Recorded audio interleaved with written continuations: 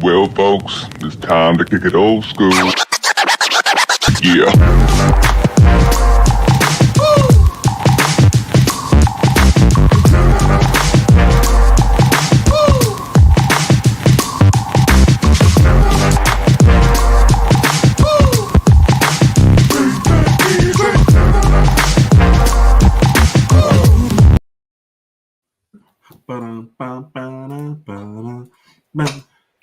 What's going on, Herb? Man, Rodg, you know what? We got to spend a few minutes on it. Well, first off, welcome everybody to the Herb and Rodg podcast. We appreciate y'all. Yes. Great show tonight. Two very, very special guests.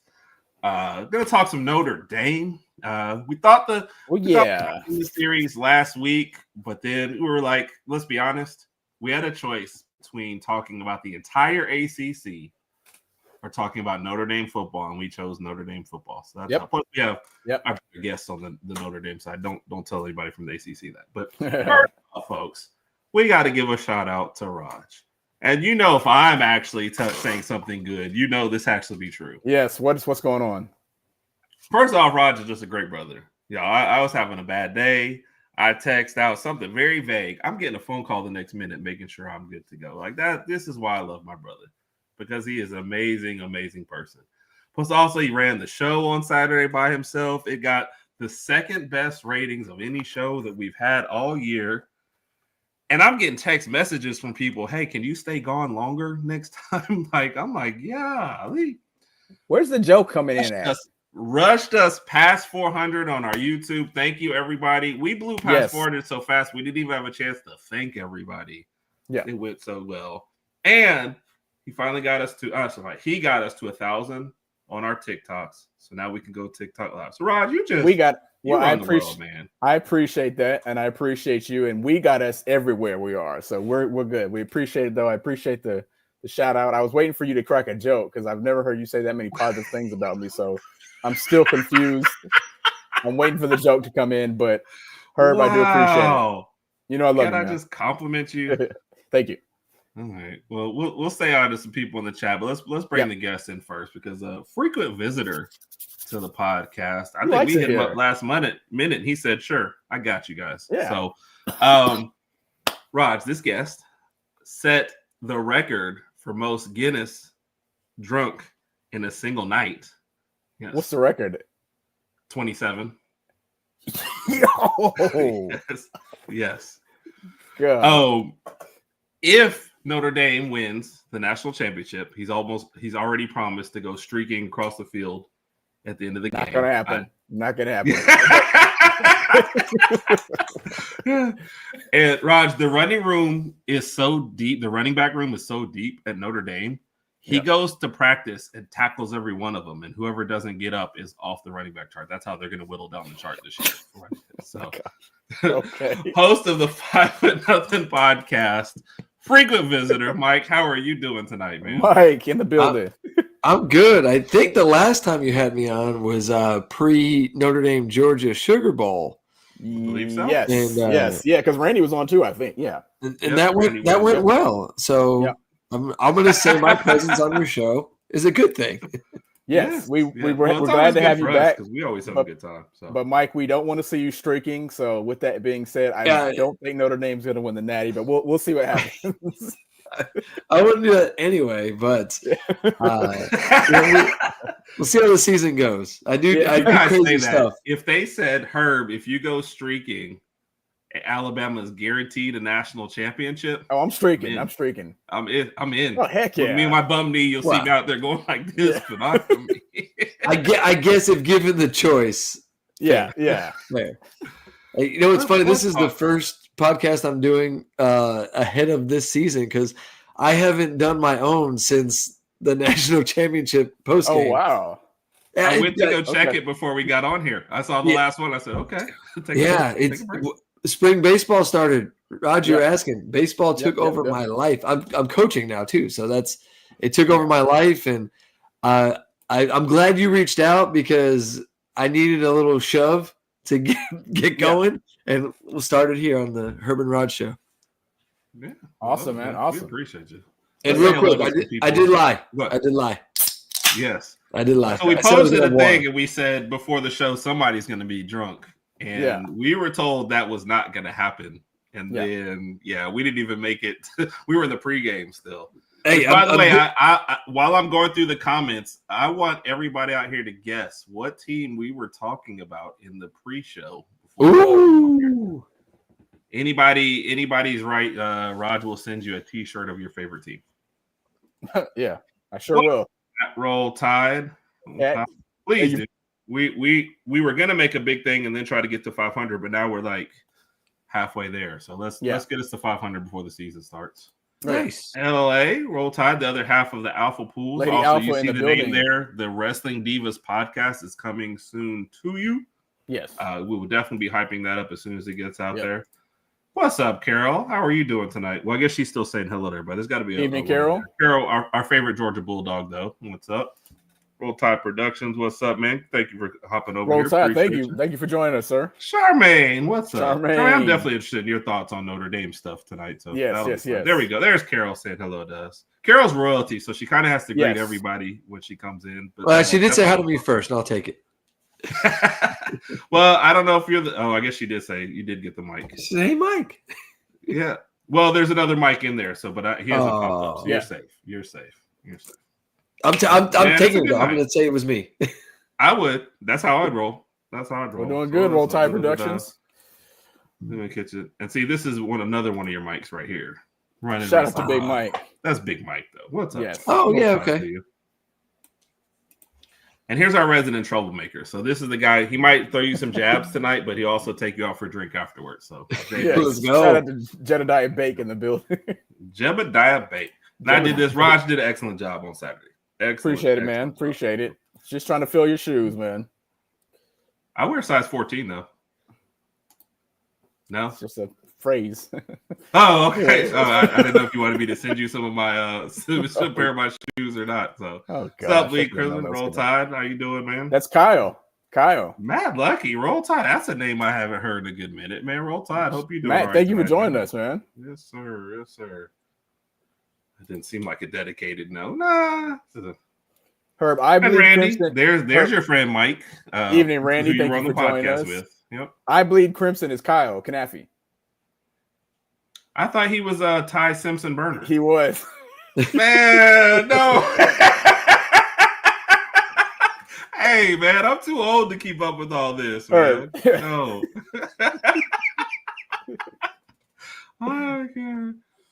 Oh my God! See, this is a Jay Banks statement. See, so a lot of my guests I wouldn't put stuff like this up for, but I know Mike will have fun with his stuff, so he usually gives as good as he gets. So. I still remember seeing this. It still pops up on social media nowadays. It's absolutely hilarious. But that's Jay Banks for you. Hey, Damon, thank you for joining us, Damon. We appreciate you. I embrace the leprechaun-ness. I'm 5'6". I wear the hat. I'm not shame who I am. Hey, nothing wrong with that. And you should be, Mike. You're a great guy, man. We've always appreciated you. Oh yeah, Raj, you did miss. I did see a picture about you missing me. I knew it was coming. Once Mike posted this, I knew you were gonna post that stupid picture. So go ahead and get it over with. No, I actually didn't save it this time. So you're safe. Okay. You're safe. Now I might go try to get it real quick. Yeah, I was about to say. I'm gonna see it. We're gonna see it. Mike, do you want to weigh in on this? Oh gosh. Oh yeah. My wife says it. People on Twitter say it. It's a given. And if that won national championships, holy smokes, we'd win every year. So we do have to say you did. Oh, and nobody guessed it. We were actually talking Dallas Cowboys before we got on here. Weirdly enough, don't ask us how that got started. So, Mike, you did mention it. We were a little bit of good luck to you. You kind of got over the hump with the Georgia game, and you do get to the national title. I mean, that was just a terrible matchup, though, man. Going up against, maybe the best team and with one of the best, definitely priciest rosters. But with that Ohio State, I don't know many teams would have been able to keep up with them that night. Yeah, they were good. They absolutely were. I felt like the one thing I did appreciate, Notre Dame didn't do the Brian Kelly thing where let's play a game that doesn't let the game it becomes a blowout. They still played their game. Unfortunately, Notre Dame's game last year had no passing game. So once we got behind, I mean, we did make a comeback and we started throwing the ball because we had to, which, again, I appreciated. We didn't just continue to run it but we tried to make something happen. But the strength of Notre Dame's football team last year and maybe even the start of this year is going to be the run game, which if the games get out of hand against a team like Ohio State, you're not going to get back in the game running the football because it takes up too much time. Yeah. And Riley Leonard almost died on the first drive running the football. And I said it afterwards because he was like, "Oh my God!" I said, "There's you can't do drives like that all night. Yeah. Like there's just no way." Sometimes when after Riley Leonard would get hit, he would get up and looking around the camera, looking at everybody else. He's kind of like, "Guys, come on, can we do something else here? I'm beat. First half and I'm beat." So it was tough to watch. And this is going to sound terrible. It really is. But the fact that Notre Dame came back, whether you agree, disagree that Ohio State let off the gas and whatever the story might be, the long and short of it was Notre Dame still had a chance with that 3rd and 11 and they hit Jeremiah Smith. But what's terrible about it is they got my emotions back in the game. And I kind of accepted that we're not going to win. Right. And then they come back and make it closer and my emotions get back into it. I was like, man, I would have rather get our ass kicked because I could have processed it. By the time the game's over, I processed it. We're good. It sucks. But, you get that question all the time. Let me ask you guys, as a sports fan, would you, if you know you're going to lose, if you're going to lose, would you rather lose on a last minute situation or the game's over before the third quarter ever ends? Yeah. That's kind of where I was at. We've asked that one because the Clemson one, when we got blown out, Rodg was doing Christmas decorations in the third quarter, putting up Christmas. It might have been before the third quarter because that game was over. It was close in the first quarter, but the momentum shifted so early, in that second quarter. I was like, yeah, bro, this is not our night. It's just not going to happen. And it sucked because we were undefeated the entire year. And then coming into that game, everything just went downhill. So. Yeah, for sure. So it happens. That game was tough for that reason. Hope is tough. It was a blowout, and then we made it a little bit close. However, that happened, and my emotions got back in it, and then that 3rd and 11 play happens, and it's, never mind. Yeah, Randy, we'll save that one for the end during the prediction segment for sure. It looks like you got some backup in here. We feeder. Good to see you, man. We always like when the visitors come in. Oh yeah, heck yeah, for sure. Where's Spring Hill? I don't know. I have to Google that one. I don't know where Spring Hill is.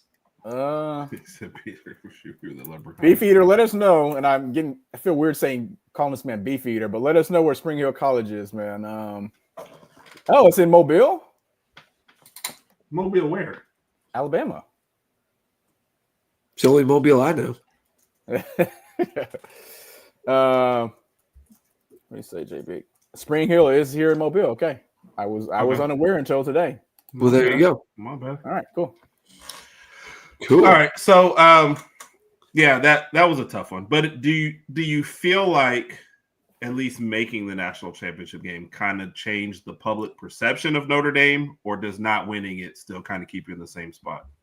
No, it's gotta change the perception, and as a fan, it definitely changes the perception because we finally have a coach. We talked about Freeman forgetting his looks. As fantastic as they are to some people, he has a way that just as a motivator, as a player's coach, but not in a way that he's going to get walked over. Because sometimes you get a player's coach and they're too buddy with the players. Yes, and now you lose the authoritative figure. He balances that so well. But it was. The whole season was a big deal. The national championship, obviously, but we lose to Northern Illinois. Okay. I fought that one all year. It did. But here's the thing. I am convinced, and I said it on my show, I said it on Twitter, I said it to friends, family. If Notre Dame doesn't lose that Northern Illinois game, I don't know that we make the national championship. Yeah. And I say that because that was the type of thing that kind of needed to happen, and see how they respond. Because in years past, those games happened. We call them University of South Florida, Navy twice, Tulsa. We almost lost to Toledo. The list goes on. Right. And that derailed the entire thing, and they never got their feet back, and it was just like gone, right? And they tried to throw Riley Leonard. They tried to make him a passer against Northern Illinois. He was not meant to be a passer. I hope it works out for him in Indianapolis with the Colts, and he finds a way. He's a great kid. But he just, at that point in the season, was not a passer. They tried to make him a passer, and it burned us. We never went that route again. And I feel like every week, Freeman even mentioned every press conference, Northern Illinois, NIU. And it was never going to leave their minds, so don't let it happen again. And not only did it not happen, we went through Georgia and Penn State and went up to the national championship and beat formidable opponents along the way. So my takeaway there is, if you can come back from that and go through and go on the run you did, why can't it happen again? Yeah. And we'll take a look at the schedule a little bit. I've got to give the great dad joke. Spring Hill's between Summer Valley and Winter Mountain. Oh my God. Appreciate you, Mike. And Matt did weigh in. I'd rather be, I don't know, man. That's we've had that one several times. And look, your Oklahoma fan is in the house. He'll be very honest about whatever he thinks your record's going to be too. What's up? And I think they're running one of their prediction shows they had. So, is this true? Northern Illinois coach said Notre Dame some information to help them be better. Sort of. I know Freeman and God, why am I spacing on the coach? Thomas somebody.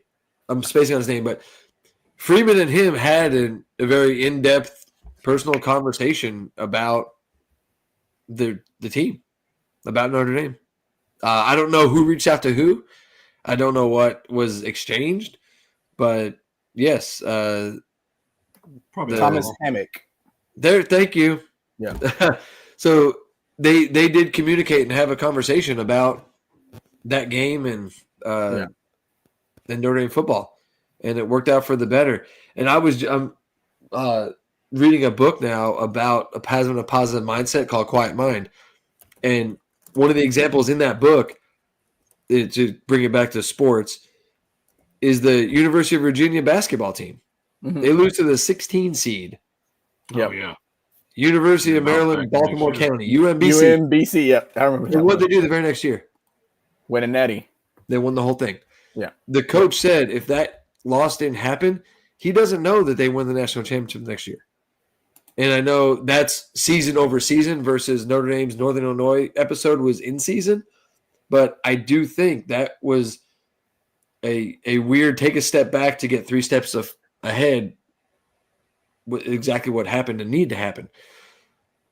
It turned the tide for us fans to believe in Marcus Freeman. I think it because a lot of this roster is coming back. Not Riley Leonard, but a lot of this roster is coming back. And I think they needed it too, to understand, hey, this is possible. One loss does not define you, even if it's the worst loss on your schedule. Yeah. But in this day and age, though, with expanded playoffs and everything, losing doesn't kill you, maybe as it once was, and losing early and getting momentum late, we all know it's better. Tell it to Lincoln Riley. He is scared to death to play Notre Dame again. He wants no part of it. He said as much. He's like, well, I'd love to keep the rivalry going, Notre Dame, USC. That's one of the reasons I came to USC.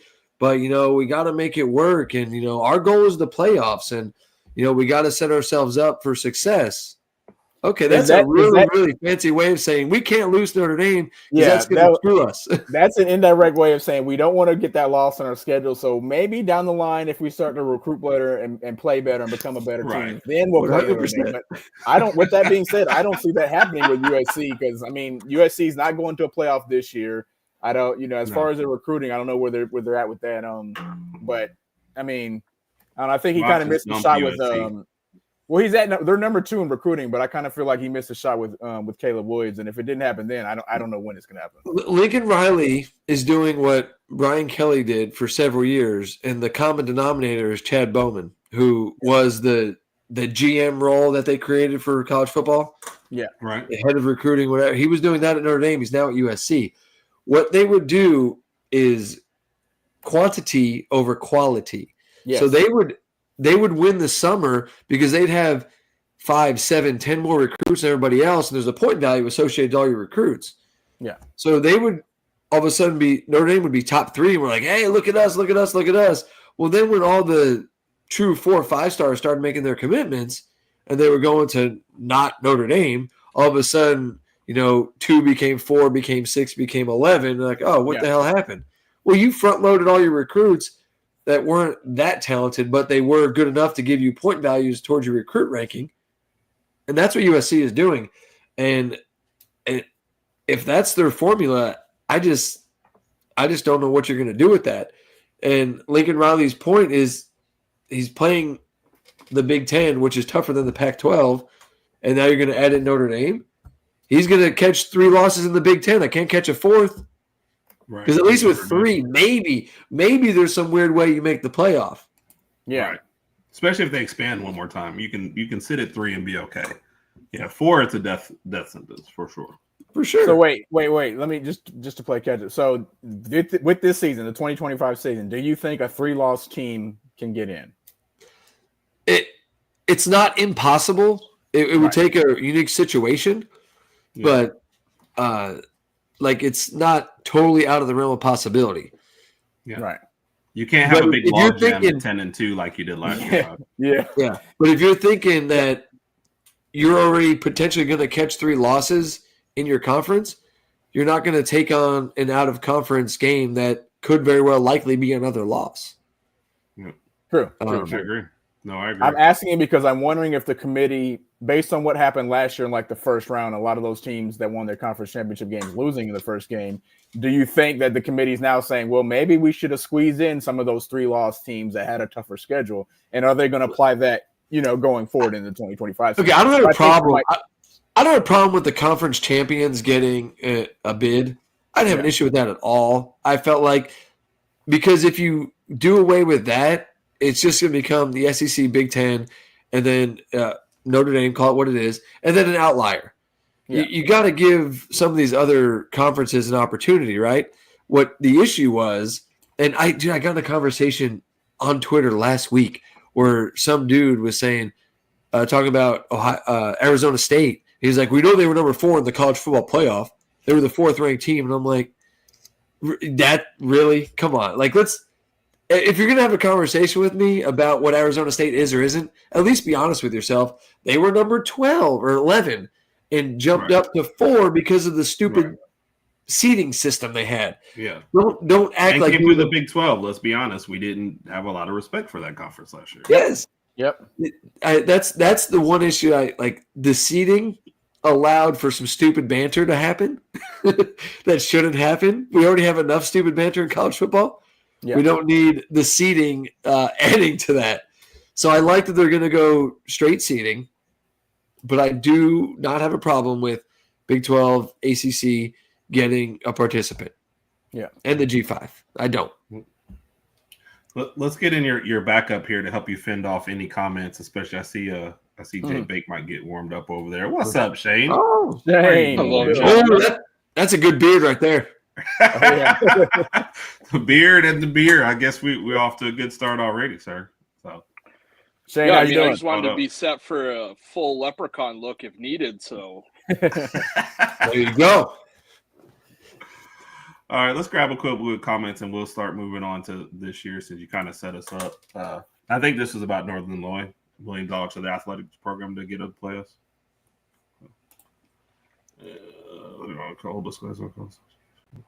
Okay. Did not know really? That. We're learning way more about Spring Hill than I thought we would ever learn on the Alabama podcast. It is interesting the stuff that comes up. Shout out to Spring Hill College. Yeah. Shane, we've one of our listeners has already dedicated that declared that Freeman is the best looking coach in college football. So that's how What if, bro? What if Sports Illustrated did like you know how they do the swimsuit thing? What if they did that with like college football coaches? I would bring back like Ed Orgeron, Brett Bielema. Oh my Brett Bielema, I'm in for that one. I mean, what boys? When that's what you're competing against, I'm not going to say Freeman isn't a stylish, good-looking guy. I'm not going to go there. I'm secure enough to say that. Yeah. But if Ed Orgeron is the one that you're going to balance yourself against, I think you're already winning that contest. I love Coach O. You know, he'd sit here and drink Crown Royal and smash Red Bulls and start talking like the special teams coach from your favorite Adam Sandler movie. But Waterboy. I mean, yeah. I think Freeman is in a league of his own when it comes to that. There's not a lot of undercover GQ guys that are walking around. Well, let me ask you: how many college football coaches have their own collection? Like Notre Dame fans call it the Freeman collection. Like there's gear that it seems that he only wears, and we're like, hey, where's the Freeman collection? Where do they have the Saban collection, or they have the like his own collection logo or something? What's up? Does he have like his own logo? No. It's just Notre Dame gear that nobody seems to find. Yeah. In stores, and then he's wearing on the sidelines. And Notre Dame last year released specific items that he wore, and it was called the Freeman collection. Oh, didn't know that. Wow. Like, what other coach has that? Googling Morgan Freeman's. Marcus Freeman. Morgan Freeman. That's what. Yeah. I was having a bet with myself how far would I would get before I did that. And I didn't even make it to the halfway mark, so I failed life. So. I said the last Alabama quarterback to win a national championship, Tyler Buckner. Oh my gosh! This is about the Lincoln Riley. Excuse me. Yeah. Man, you missed it, Shane. I was just telling how Lincoln Riley sugarcoated the fact that he does not want to play Notre Dame because he doesn't want to catch another loss. I don't think Lincoln Riley right now wants to play anybody. If you've already jettisoned a defensive coordinator. Quarterbacks haven't displayed. Everyone is running away. If I'm USC, I'm worried this year because you're not in the Pac-12 anymore. You're in the Big Ten, and I think he's going to get hurt again this year. They have some decent wide receivers, but I think the defense is still going to be weak, and he's got a lot of problems in his own house. I wouldn't want to knock on the door at Notre Dame this year either. I agree. Yeah.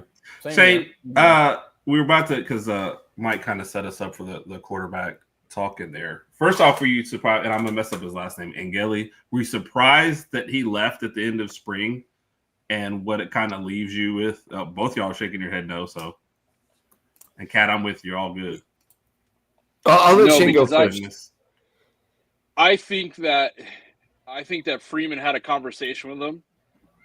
I think the writing was on the wall for him to be a guy that was going to have to make a move. I think he saw the talent behind him, and that was what I think he will be good this year. I think the move played out well for him. But I think Notre Dame made it probably pretty clear to him early on in this process that we'll let you compete in spring ball, but unless you show us something, we're not going to name you the starter off the bat. And I think that's all he needed to hear to decide that he wanted to find someplace else to play. Yeah, and to piggyback off of that, he got skipped over twice. Now, the first time he was young, but there's a reason they went out of their way to get Sam Hartman and Riley Leonard when it was essentially, quote unquote, Angeli's turn in the rotation. He got skipped twice. And then the CJ Carr talk, and then everything Shane just said. Yeah, it made the most sense for everybody involved. Notre Dame's roster is arguably younger than it's been in a long time. And to have a young quarterback come into that situation made so much sense. It also, looking down the line, I don't know if Shane will agree. I'm sure he will, though. But at some point, you have to take a quarterback you recruited in-house and put him on the field as a starting quarterback. Otherwise, you're never going to get another quarterback recruit. Because if you keep just leapfrogging them with transfers, what quarterback is going to give you the time of day? So. So what are you guys more comfortable going into regarding the quarterback situation? Are you guys more comfortable going into the 2025 season than you were going into the 2024 season? Oh, not at all. You want to know what our two quarterbacks that are in the mix for being the starter? Yeah. Together, they have a combined 1 completion on 1 attempt for 4 yards and 12 yards rushing in a touchdown. That's a completion them all together on that one. That's it. Go ahead, Shane. What you got? I would say that I would be more secure than the 2023 season than the 2024. I think the Hartman was a run. I think Riley Leonard, with what the offense does, I think that they knew what they were going to get from him. I don't know if they would have thought that the season was going to go as well as it did last year, but I think they thought that was a stronger quarterback. Yeah. As already mentioned, not a lot of evidence, granular amount of evidence for them to be able to get anything going in the season for what these guys have completed. But you have to like the talent. And, as was mentioned, if you don't start a quarterback that you've brought in, you're going to always have to go into the portal to get a quarterback because they're never going to believe you. How do you go into a home and say, hey, we're going to have a shot? And then every quarterback we've ever brought in, we just passed over for the next guy we could find in the portal. I think for Angeli, Kyle McCord showed that this can work out. You go and make a move. You play in an offense that's going to throw the ball. You get a chance to show your talent. I think it'll play out well for both sides in this debate. Mm-hmm. I think so too, and I do hope it does. Angeli's one of those guys that I wanted to work out for. And not that I say I rooted against or anything like that with past transfers, whether it was a quarterback or not. It was just I wasn't surprised that they didn't have any success when they left Notre Dame. But for Angeli, I do want him to because he stuck it out probably, in my opinion, a year longer than he should have. I thought he was gone when Leonard came in, personally. I didn't think he was going to stick that out. And he did. So for that, and I mean – that one drive against Penn State, what do we win the game? That'll be debated when I'm 7 years old in a nursing home somewhere. Like, did Angeli save that game and get us in the national championship? Right. Probably. I don't know. But you also got to thank Wagner for recovering the fumble because he didn't see his blind side. A lot of things. But Angeli is a good kid, and I do hope it works out in Syracuse, except for the game he plays at Notre Dame at the end of the season. That's fair. Yeah, I usually forget all about the person by the time they transfer. So you're at least being nice. Yeah. Shane, who do you favor in the quarterback competition right now? I mean, it's interesting the words that are coming out of camp, and I think it's more interesting that they're not talking about it as opposed to that somebody has been like the shining star. I think Carr is kind of the leader in the clubhouse. Right. But I think right now for Notre Dame, there's a lot of other issues that they're trying to figure out. I think other than thinking that you have a strong run game, I think they have some injuries on the offensive line they're worried about. I think they probably feel that both quarterbacks right now give them a pretty similar game style and game plan. So this is going to be one of those ones where I wouldn't be surprised if it literally went to the last week before Freeman said, this is my guy and this is who we're going to roll with. Right. And from what I read, it's like CJ Carr they think has the more upside, but there's been a lot of mistakes being made on both sides. Go ahead, Mike. Exactly. Yeah. No, that's exactly right. The one thing Minchie has that's at this point clearly better than Carr is the running ability. Yeah. And there's talk of, to Shane's point about the offensive line, while they're all experienced with the Jagasaw injury, there's going to be some guys in positions that they may or may not have played. And do you want a quarterback that's mobile back there that can help cover up some of that? Because let's be honest, last year, Riley Leonard sack avoidance rate was through the roof. And so the offensive line that had to be patched together because of injury after injury after injury, he made them look better than they really were, if we're being honest. But they did gain some experience that they had to get in there. That's why 3 offensive linemen left because they got that experience. They were younger. I like Carr just because of the upside. I was a receiver when I played. I want to see us come to the 21st century with our passing game. Yeah. Like, I know run the damn ball is fun. I get it. And we got Jeremiah Love, and that's beautiful. But the national championship game is the perfect example is if that's your only identity and you somehow get behind, then that's it for you. Yeah. You're kind of grasping at straws and hoping the passing game works. Like you said though earlier, the clock is against you like that. So when you're trying to start running the ball when you're down by a certain number of points, it's just too late. I mean, that's what you do when you're up by a certain amount of points and you want to kill the clock and control the game. So yeah, because after the NIU game, for the most part, fan by the way. What? I'm sorry, New Orleans fan. Oh, gotcha. Well, don't worry. Any Michigan fans? It's Lloyd Carr's grandson. So, cheers to that.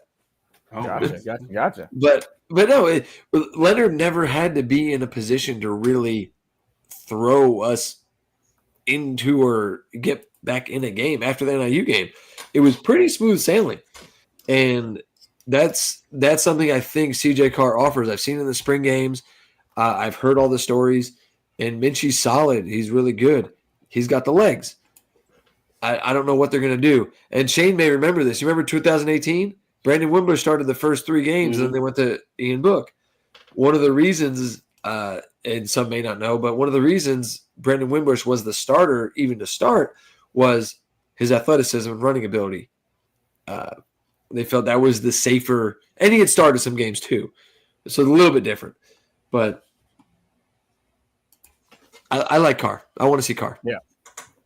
I want to see Irish car bombs. That's what I want to see. It's a different kind of show, though. That's a different kind of show. That's our Saturday night show. If you ever want to that's a Saturday. Yes. That's a Saturday show for us. 7:30. We start off with drinks, we end with drinks, and there's a lot of drinks in between. So, and something we were talking about before we got on the air is that Notre Dame is besotted with the running back position this year. I was thinking Love would be like kind of the bell cow, but you seem to be under the impression, Mike, that the running back room is deep and there might be a lot of split carries, I guess. No, I don't think it's going to be split carries. I think it's going to be Love and then Price and a fair amount of both. I saw the comment. He did Wimbush. If it was a running contest, Wimbush was going to win it. Ian Book was smarter as a runner. He was more, he was he was smart with his speed and his running ability. But no, it's going to be Love, obviously, and all the love for Heisman, love.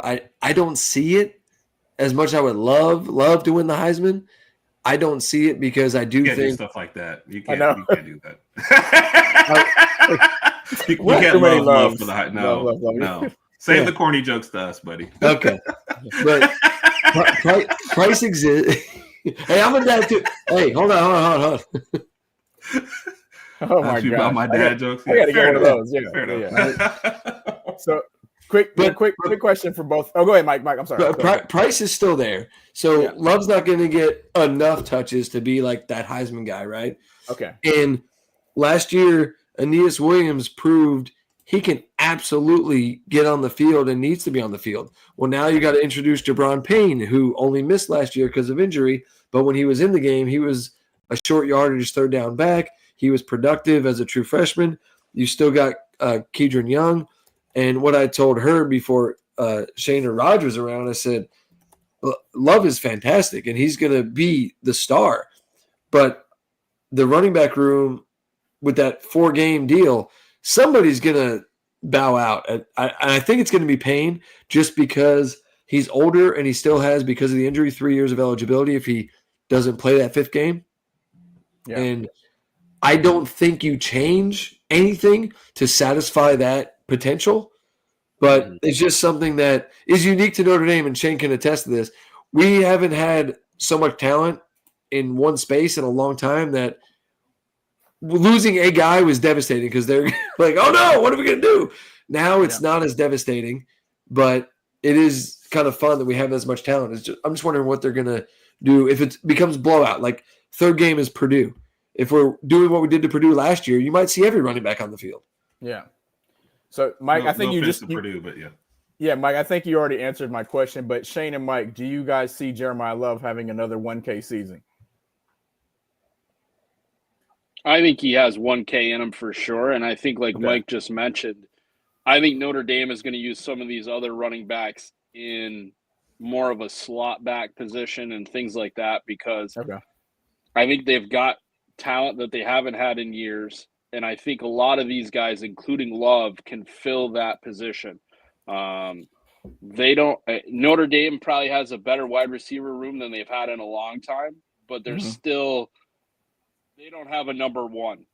Yeah. Other school, these guys would all be your second or third wide receiver. Notre Dame hasn't done a great job of producing wide receivers. So I think that those guys are going to be able to open things up. I wouldn't be surprised if there's a lot of screen work this year and some other moves to try to get running backs the ball. I think Love is going to get 100. He's going to get a K. There's no problem for that. But I think that everybody's going to get touches. I think Notre Dame wants to show that last year was not a fluke. And the best way for them to do that is to put yardage and run the clock, put some early points on the board, and then let the other teams decide what they're going to do as opposed to, having to come back, having to make great plays, things like that. Like, let's control the ball, play good defense, go back to the classic Notre Dame style. Right. Yeah. The thing about what we're going to see this year that remains unknown is how much are we going to focus on the run? Because Riley Leonard was a great runner. And if let's just say carries for y'all last year too. Yeah. Let's say the 2024 team identity and game plan transfers to 2025. Riley Leonard accounted for 900 yards and 17 touchdowns. If you're going to stick to the run game, that's your plan. It's not obviously it's going to do the same exact thing, but you essentially have 900 yards to replace. Yeah. And Love obviously is capable of doing it along with Price. But one thing I have heard, and I don't know if Shane has heard this as well, they are. Shane, that they're going to do a lot of two-back sets, and some of which is getting that second running back on the field into a slot role because they are talented with the ball in their hands, and you can't hand off to two people at the same time or anything like that. They're being creative, which is something that I love about Freeman and I love about Denbrock that I don't think Brian Kelly and Tommy Rees ever did. I don't think they went out of their way to be creative to find a way to get the dudes who should have the ball in their hands. And I think Denbrock and Freeman are making a concerted effort with, hey, we got to get two of these dudes on the field more than we have in the past because they deserve to be on the field together and they deserve the ball. Mm-hmm. And 100%. Jimmy Page is exactly right. That was the problem. And we had brought in talented receivers, like Shane said. But you got three number twos. Well, your best wide receiver is a lacrosse player. I mean, he walked onto the team as a football player, but his draft got him there because he wanted to play lacrosse for a powerhouse team. Great House, I think, could develop to that, but again, doesn't have like screaming athletic talent when you're talking about wide receivers. I mean, we're talking to two Alabama fans. There's no Williams sitting inside that Notre Dame wide receiver room. Right. They don't have that type of talent. The thing I think that Mike hit on, though, is Riley Leonard's carries are going to go somewhere. You'd be crazy not to think that you're going to give them to the running backs that you have in the room already if you pick Carr as your quarterback. So if that happens, I've got a whole mess of carries again that need to come in. So now do I go to, a two-back set to try to get that? Do I spread the offense out and put a single back there? How do I want to play these games? But I have a bunch of carries I need to pick out, and I need to get the ball in some people's hands. So I think it's kind of crazy. I think there's going to be a threat of a pass, but I think Notre Dame is going to run the ball. They're going to Joe Moore try to show off the offensive line again. They're not Army, but they're going to try to run the ball. Yeah. It's kind of crazy that we're kind of in the same boat as far as our quarterback had the most carries. Now we've got to spread that out for the next year. So yeah, Alabama fans definitely understand that. So and Shane, if we get the great house we got the last 2 games of the season, then we're set. Yeah. Yep. Joe, what's up, Joe? Nice to see you. Thank you for joining us, Joe. We appreciate you. Yep. Shane, you want to practice this one first? We'll end with Mike on it, and we'll move into the schedule. Best running back room in the nation. I agree. You're going to hear Penn State comments with their dudes. Singleton and it don't matter. We got the running back coach. We're better. I forget the other guy's name. Don't matter. Shane? I think they're going to be hard pressed to find somebody else that's of that level. I think it really matters the most is how this offensive line becomes healthy, because there's a lot of talent on that line. And then when your offensive line is as strong as it played for them last year, it doesn't matter who's carrying the ball. You're going to get yardage. Notre Dame gets the chance to play in the ACC, not known for run defense. So, I mean, again, you're going to be able to put up yards back, so you're going to be able to show their talent. He said Love would be a SEC. Yeah. Love is a stud, period. I understand the Bama fans and us want to say this, but we're talking more proven guys than what we got yet. So, trying to find get from YouTube under the dome. Is that it? Yeah. It's funny. I think I have a good mug, but I don't do the YouTube thing, unfortunately. I should. Oh yeah, I'm sorry. Yeah. I don't. I need to. On Spotify, and so yeah. You definitely be up there. I'm audio only, and that's more because when I'm doing my podcast, I'm looking at notes and looking down and looking at a computer, and my eyes are not on the screen. You're gonna watch me work. Is what you're gonna watch. Let's pull up the schedule real quick. Let's do it. Take a look at that for. Oh no, I'm sorry. This was Rodg when he missed me the other night. I'm sorry. That was accidentally pulled up. Sorry, Rod. I clicked the wrong button, stuff in the wrong file. I clicked the wrong button. Okay. Oh, that was beautiful. How are you going to do my hypothetical neighbor like that? I know. Oh yeah. I almost forgot about that one, Shane. Yeah. Hey, I did have one. We got to throw out. Say it. I'll give it to you first, and say then Mike, and then we'll go into the schedule. Because it's a Bama podcast, Devontae Smith. I see him on your starters. Just as far as that goes, I heard he used to play around here or something like that. Can you give us a quick blurb on that, and then we can move on with our lives? Go ahead, Shane.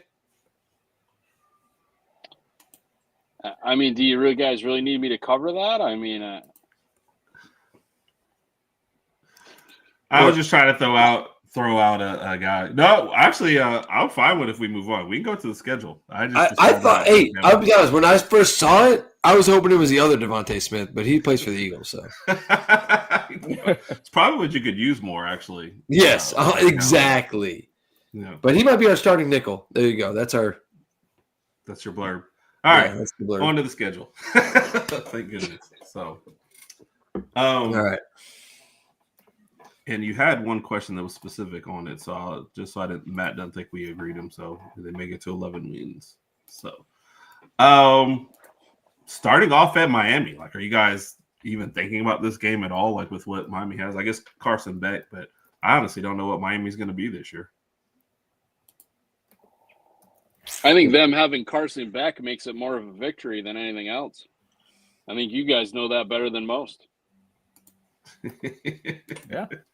Carson started off, though, as a Heisman guy last year, and then, there were a lot of drops to start, and then there was a lot of internal stuff that you heard. So, I don't know. I mean, you go from the NFL to causing trouble in Miami. I really honestly have no idea.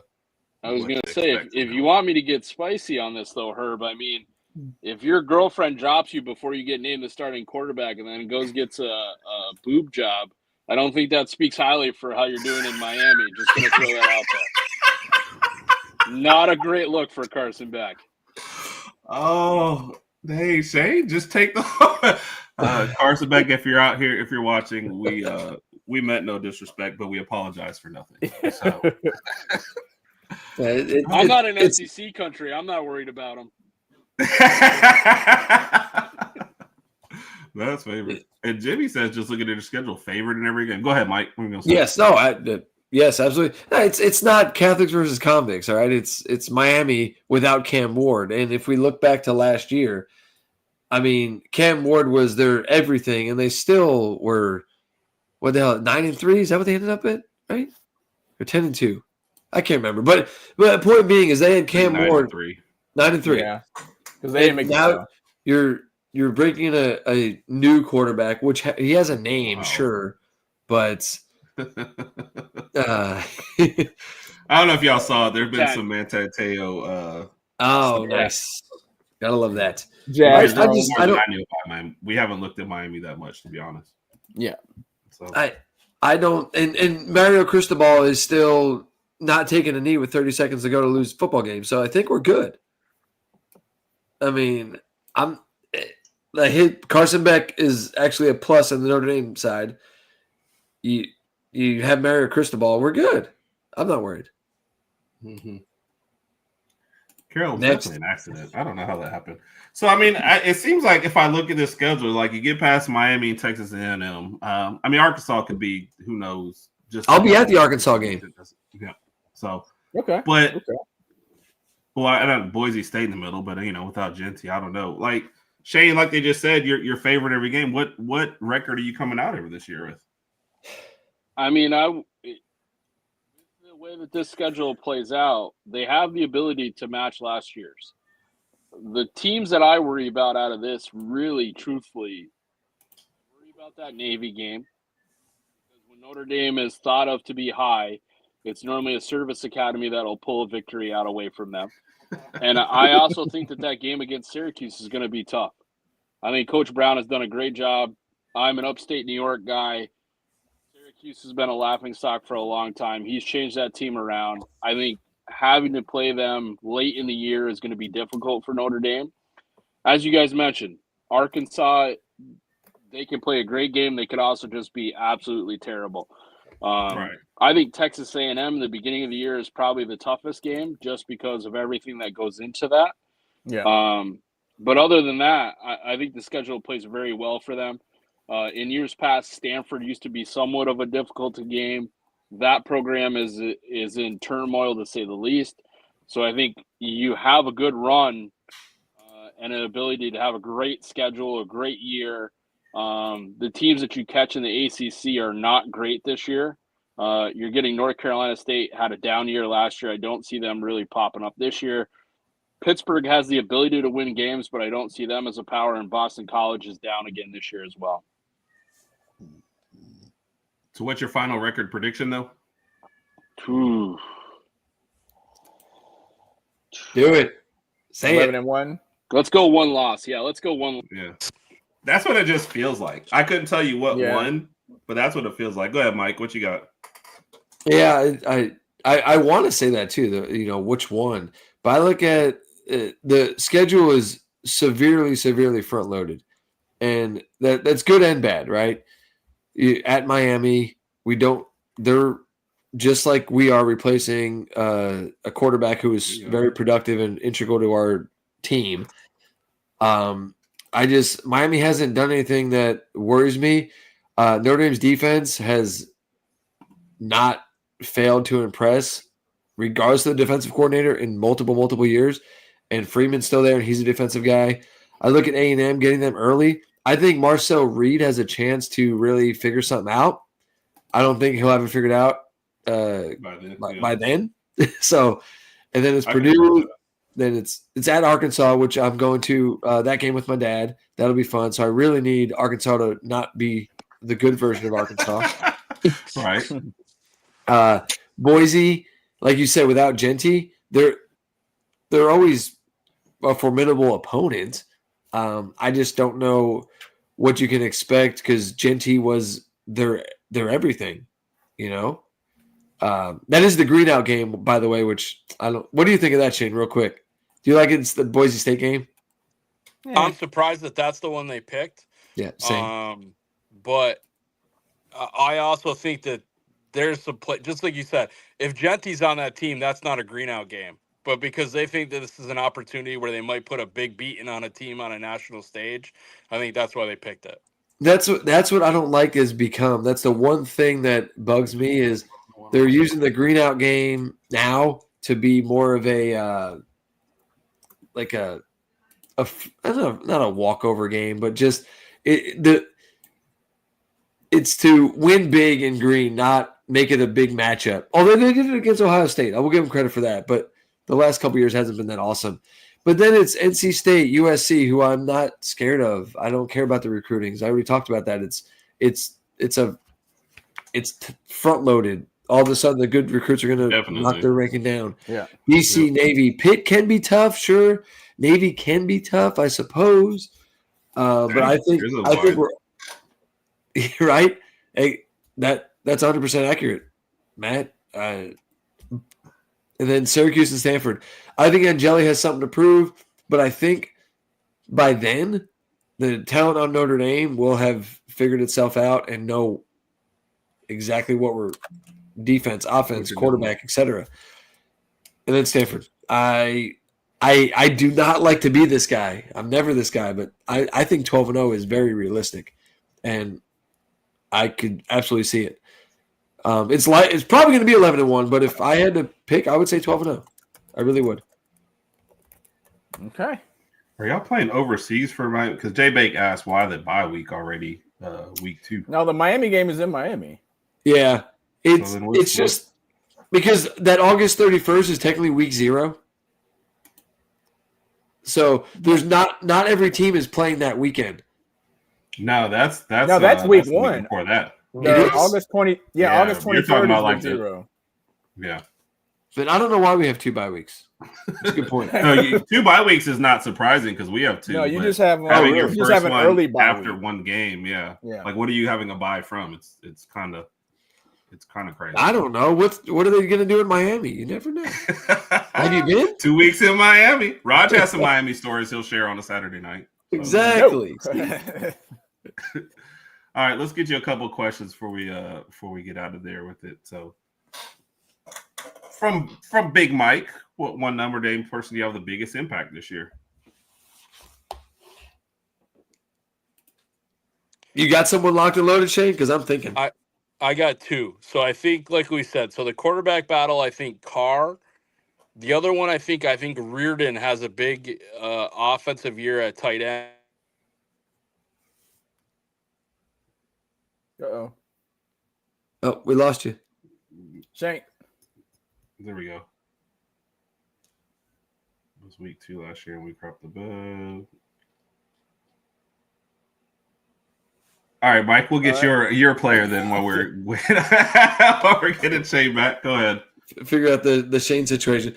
Yeah. So, like the impact player, I don't want to go obvious. I want to think of someone who you're not expecting, and I do feel like whoever quarterback wins the job, they're going to have an impact of some kind. They're the quarterback. Obviously, Jeremiah Love, but I really want to see Malachi Fields make a noticeable, significant impact as a wide receiver. We need it. Right. He made some plays against Notre Dame when he was at Virginia. I want to see him do it in a gold helmet. So my guy, number one guy, would be Malachi Fields. But then defensively, because I'll do an offense and a defense. Defensively, I want to see Bryce Young just go bananas. Right now. Oh wait, Bryce Young at Notre Dame. I thought you were saying Bryce Young at Carolina. I read this too, and I was like, "What?" Yes, yeah. When I first saw Bryce Young, I thought he misspelled it in the chat, but I didn't realize there was a Bryce Young at. Yeah, that's That's NFL Hall of Famer Bryant Young's son. Gotcha. Okay. Yeah. Okay. So my apologies. He's 6'7", like he just. But right now he's listed behind a senior. But I want him to break through and just be a wreck and cry. I can see him making an impact. He made an impact on special teams last year, but now he's going to get the opportunity to be involved in the defense. But Notre Dame, if you go through that, to go off on a tangent, but Bryce Young, his dad's Bryant Young. We have Jerome Bettis Jr. We've got Elijah Burris, Plaxico Burris' son. Yeah. We had Ike Taylor's kid. Why am I got it wrong? The Steelers, Ryan. Why am I spacing? He's on ESPN all the time. Dress nice. Oh, Ryan Clark. Ryan Clark's the kid. Ike Taylor's kid almost committed to us. But Notre Dame's got a litany of, and if we had Urlacher's kid, he transferred out. I agree, Mike. Yeah. Ivan Taylor. Thank you. There you go. Yeah. We've Notre Dame's roster is full of former NFL kids or NFL kids. But I want to see Bryce Young and Malachi Fields be those dudes. I think they can be. And because Josh Burnham has had opportunities and as a defensive end, Bryce Young needs to steal that from him and be that impact guy. Take it over. I'm down. Are we going to have to cheer for Notre Dame or just in very specific spots, Rodg? Is that how that's going to work? No. Win the national champion based on Randy's question or what? No, I meant because of Bryce Young and Devontae Smith and that sort of thing. God. Yeah. No, we'll let them go last. We'll start with you, Shane. We'll answer Randy's question. Pick to win the national championship. Non-biased. I don't think there's a natty in the team this year. So who are you picking instead then?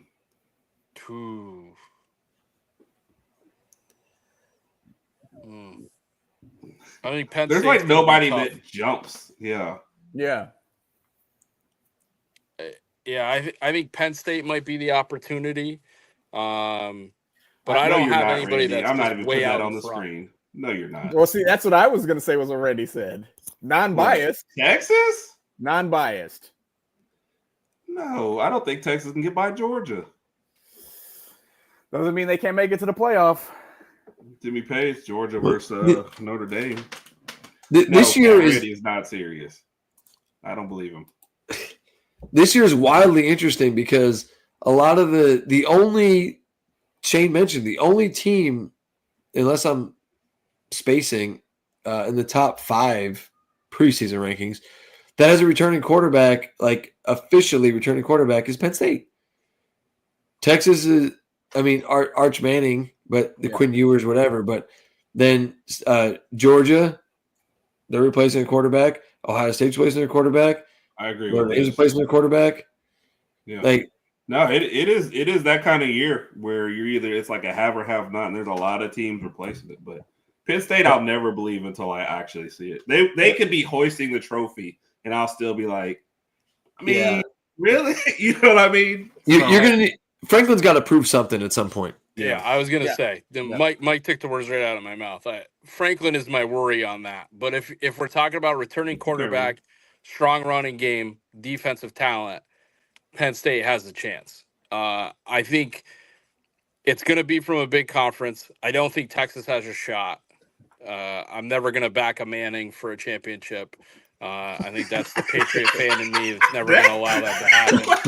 But hey, we just attacked the whole family at one time. Hey, Manning's watching, we hate you. Georgia fans, Miami fans, Carson Beck's entire family, the Mannings, Passing Academy. We'll just take care of it one shot. Hey, don't go out with Shane, man. Shane, I was going to say, it might be the last time. I picked Vanderbilt for the national champion. There we go. We'll set the whole SEC on fire. Diego Pava. There we go. You guys know he's my man. So, well, I'm curious to see what happens with Penn State without Tyler Warren, because he was definitely a Swiss Army knife of epic proportions. Yeah, there was nothing infinitesimal about Tyler Warren's contributions to Penn State's I would agree, but I really like Andy Konechny, and for him to make an offense out of what Kansas had for talent and score points year after year, I think the Penn State talent will not be a problem. He'll find somebody else to take some of that Ty Warren scoring on their end.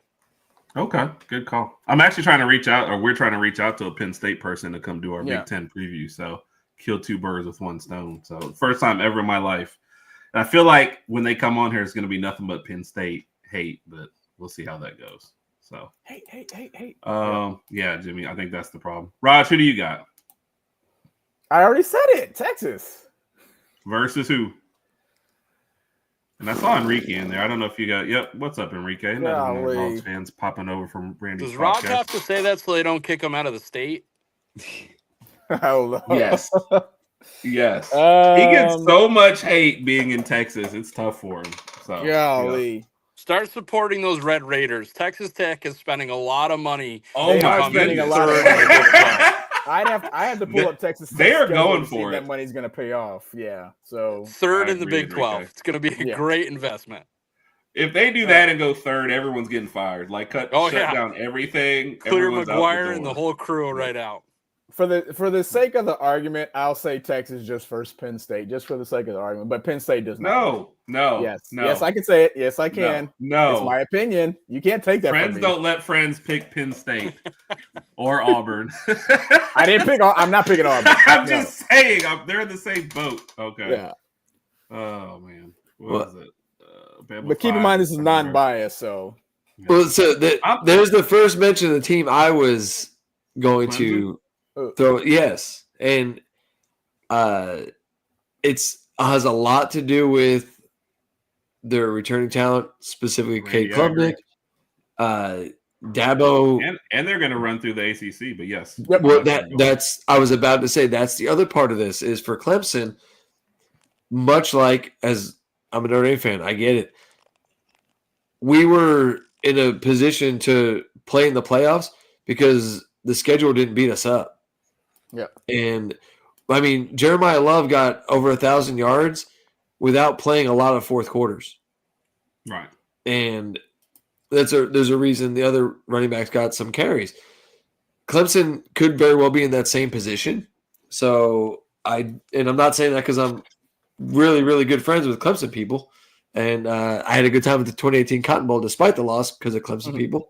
But I do think Clemson is a team that might get overlooked because they haven't been what they used to be. But I like that. As far as their opponents, golly, just throw Notre Dame, Ohio State, Penn State, Texas in a bag and pull a name out. Yeah. Because Clemson defense scares me. They got a lot of offensive talent, but I'm worried about them being able to stop anybody. That's fair. They have struggled in that department ever since Venables left. You're 100% right. Yeah, but he's not stopping anybody at Oklahoma, but he did okay for Clemson. I was gonna say Clemson. It was like, holy crap! He goes to Oklahoma. Now he's about to get fired. He's got to have. I think John Mateer's going to save his job this year. So yeah, who's going to save it? John Mateer, the kid they got from Washington State. I think they're going to. Oh, okay. Bring Oklahoma back for a little while. Yeah, Randy's never going to let you forget this one, Raj. I know. I made a mistake a long time ago. Yes, my bad. Yeah, how? But I don't care about preseason rankings. They drive me bananas. How is Tennessee getting any type of attention or love? Like, I'm not saying Nico with the way they bungled that whole thing. I don't know. Yeah, I think the majority of their attention is the Nico situation and the aftermath. As far as that, I mean, I'm not. They're still getting ranked. I know it's preseason, which preseason is literally just what you are like. What everybody thinks your team is capable of, right? It means nothing, essentially, right? It's just kind of this figment of like, oh, we think they're going to be good. How is Tennessee even getting any type of attention in that department when they, regardless of what you think of Nico, they downgraded that quarterback? It is what it is. They downgraded that quarterback. They couldn't do it with the dude. Heupel hasn't really accomplished much outside of beating up on the nobodies that the SEC gets to play at times. When they play the top half of the SEC, they look like crap. But yeah, we're going to rank them. The Tennessee guy on our podcast actually thought that it was an even swap. I was like, okay. He thought they were. Well, I mean, that's not hard to say though, because like if you look at Nico from last year, Nico didn't do great last year. He overthrew a lot of his players. So, I mean, as far as the even swap, it's not too far fetched. I don't think it's not crazy, but generally speaking, if you follow college football, you're not thinking that is even swap. You could be wrong. Yeah. I could be wrong. I just wonder if Nico regrets his decision. Somehow I think that could go make this podcast go a whole other hour if you want to talk about Nico and that decision. Jeez. You'll have to join us one Saturday night. We'll discuss. Yeah, we'll talk about that another time. Yeah. Mm-hmm. Yeah. So good range of everything there. Good discussions. Notre Dame going anywhere from 12-0 to 9-3. This could be. I don't see 9-3. I think 10-2 is the absolute floor that it gets, and it better not be 10-2. Yeah, 11-1 or 12-0. After somebody if it's 10-2. You know, Raj, you got 2 questions? You said.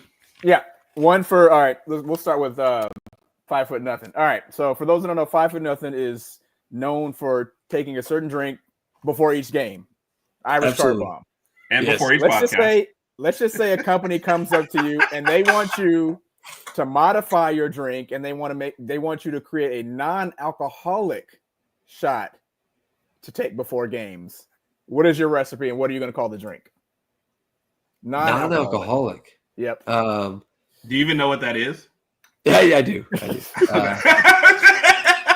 That's tough. You know? Yeah. Shane's like, right? Water. Hey, it's gonna be simple, but I'll be creative with the name because I love pickle juice. I love pickles. I love pickle juice. It's green. So okay, all right. It would be. It's green, Rod. Thanks. And it's green. All right. So we'll do a shot of pickle juice. Okay. Is it just straight pickle juice? That's it? What's wrong with that? I thought it was good. Oh. Okay. With that being said, what this is Rodg's reaction to your drink. Now he deserved that time. Yeah. Hold on. What are you going to call it? What are you going to call it? No. You know what? We'll do pickle juice with like a I don't. Do they make cinnamon? I was gonna say with this like a splash of cinnamon if you have a cinnamon flavor. Okay. Give it a little kick. We call it the Lucky Leprechaun. The Lucky Leprechaun. Oh, okay. Now we're getting somewhere. We might be onto something, Mike. Mike's gonna get the ingredients this week and he'll try it out and let us know how it goes. All right. What you got for Shane, Raj? Shane, this is an easy one, Shane. If Notre Dame wins the Natty this year, will you be willing to shave all of your facial hair? Oof. What if that was the prerequisite for winning? Ooh, you're saying so I have to remove it right now, but that guarantees the victory? Yes. Yeah. I think I can lose it. This grows extremely quickly, gentlemen. You know this. This doesn't take long for this appearance to come back. Can I combine it with what Shane missed?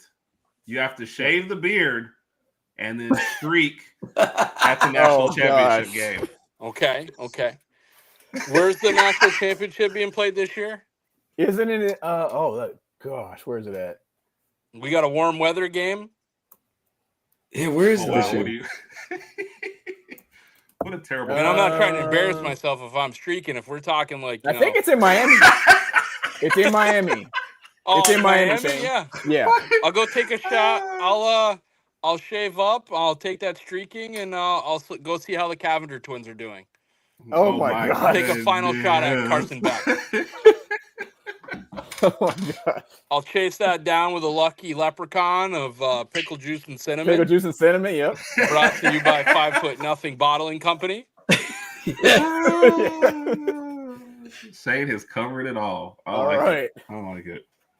I'll let y'all get out of here with the easy one. First, Mike, for you, work, play, live, ditch. Got to play one at the end of every one. I have the Notre Dame coaches, but I'm gonna have to leave out Brian Kelly because I feel like that's the easy ditch. So we're gonna reach for some names here. I got Tyrone Willingham, Lou Holtz, Marcus Freeman, and Charlie Weiss. who will also be by one of the swimsuit models for that coach's calendar that we're talking about. Oh my god, big time looker. 4 coaches, three options. No, 4 options: work, play, live, ditch. Oh, okay. I don't know if we had ditch last time you were on here. No, yeah, that's new. Okay. But so, I knew you would ditch Brian Kelly if I gave you that option. So yeah, I would ditch Tyrone Willingham because he seems boring as all get out. That's fair. Ain't happening. Oh my Live? goodness, Cat. Oh gosh, Cat, calm down. Well, if I live there too, it's double duty for you. Bring a friend. Cat, you need to show us some attention. I would want to. Golly, I'd want to hang with Freeman. I think I want to hang with Freeman, and then live with Lou Holtz because his stories I think would just be entertainment for ages. And if you're ever bored, look up Lou Holtz motivational speeches, and it's all of its glory. And then obviously I'd have to work with Charlie Weiss, which is fine. He seems like a fun dude to work with because he seems very carefree, and he likes cheeseburgers. I like cheeseburgers. Hey, I want that on the shirt. I like cheeseburgers too. So, all right, I like it. All right, Shane. Ending the show with you, buddy. So we're gonna bring it home. Work, play, live, ditch. All right. You got Mike, Herb, Rodg, and your co-host Ben. Oof. You guys always love to throw me on the people whose talent gets me on the air and on YouTube. Okay, so let's see. We're all watching. Exactly. So I think I've already made this clear. This has been clear on every selection. The hang is automatically Herb. We've already made this clear. We're the party too. There's no problem with that. There you go. Okay. Oh my god. I'm gonna go with because Rodg has already been a wonderful fake neighbor. We're gonna go with live with Rodg. Right. So we got Rodg already taken care of. Mike, I've only get to see him when Notre Dame plays well. So we're going to go with work on this one because I don't think Mike and I will get a lot done, but we'll cover Notre Dame, and that will be important. For Ben, I'm guaranteed to see Ben every Tuesday. So Ben is going to end up catching the ditch on this one. Wow. I think so he's going to call you to get ready for the show. You're not going to answer. You're just going to show up for the show. He's going to understand. I have a great streak, so if I miss one, I don't think I'm going to get Wally pipped out of this situation. And I know that as much as you and Rodg like to play, the tough guy, if I eliminated one of you guys in the ditch, it would come back to haunt me. Probably so. See, that was going to be dramatic. Yes. Exactly. Yeah. I'm not invited to the Saturday show. I'm going to have to drink Crown Royal by myself. It gets difficult. And Shane, you're a Crown Royal guy. I love it. Crown Royals, that's my go-to as well. When it comes to liquor, that's my go-to. So well played. Although, would have been funny if he picked me for the ditch, then you just removed me from the pile. That would have been classic. Yes. I mean, you have a catchy name. I mean, for me, in all honesty, I'm ditching myself. I'd let you guys hang out. I mean, that's just self-deprecating. But I can see Shane doing that just to get out of it. Man, appreciate it. You guys made Notre Dame We fun, appreciate it, guys. For us, especially as Alabama guys. We appreciate it. Sorry, you, Shane. Where can everybody find you? What you got going on? And how do we get you on more shows? Well, I mean, Herb mentioned Ben is my go-to. So every Tuesday, it normally ends up showing up Wednesday morning for you. KC Sports is where it's at. It's now Sports Franchise. We've covered a lot of draft things. For the Get Me More, I mean, really all Herbert Rodg has to do is, slide in those DMs. I generally answer pretty quickly. And, always a fan of your guys' show. Love what you guys are doing and increasing the whole push as you come back, become a major player in the Alabama Sports Network. So, I mean, anytime the boys ask, I'm here. We appreciate you, man. Always, Shane. Shane's always been good. Shane and I went through the trenches, I guess, in a rough show together and came out better for it. Always unscathed. Yeah. Mike, you about to get kicked back up? What we got going on, man? Well, as we learned, I don't have YouTube, but you can find me on Twitter at 5footnothingpod. And when I do record my podcast, they go to all platforms, Apple Podcasts, Spotify. I don't know if some of the other ones are even utilized anymore. That Google had podcasts, all that. But wherever you listen to it, you can find me. But I am very active on Twitter. I comment. I will banter. I will talk. If you cannot tell, I will talk. I'm a big fan of it. So whenever you want to bring me back on, I will shoot the breeze with whoever wants to shoot the breeze. Awesome. My podcast is Notre Dame football centric. Occasionally I'll bring on, if we're playing a certain opponent, I have a fan of that opponent, but I love that you guys do the previews. That's really awesome. It branches people out. Maybe people gravitate towards, just interacting with me on Twitter. And that's why I do this, to find new friends that I didn't know I had. Yeah. Awesome. We appreciate it. Yeah. Both of y'all have a bit into good in that, man. We consider you both friends, man. And like I said, we weren't sure what we were doing for this week. We reached out to both of you guys late, and y'all both didn't even think about oh, sure, I'm in. So we appreciate it, man. We appreciate both of you guys. So Rodg is getting married this Saturday, so he will not be on the Saturday show. Okay, well, he's going to a wedding. All right, that's going to a wedding. Yeah, I was gonna say already married, but if you're gonna pick up another one, way to go, Rodg. Herb said getting married. Nobody sounded really excited about that. Everybody was like, "Yeah." Are you gonna start a BYU podcast after that second marriage, or I don't know. Oh my I don't know any married man that's like excited about the idea of marriage. But I'm so excited, so ecstatic, man. Love it. Hey, at least they're not doing it post August 31st when the football season starts. So oh no, cheers to them. Yeah. That's a no-go. So then next week we might be back with a Big Ten preview before we move into SEC and Alabama preview. So Mike, Shane, appreciate you guys. You guys are always welcome.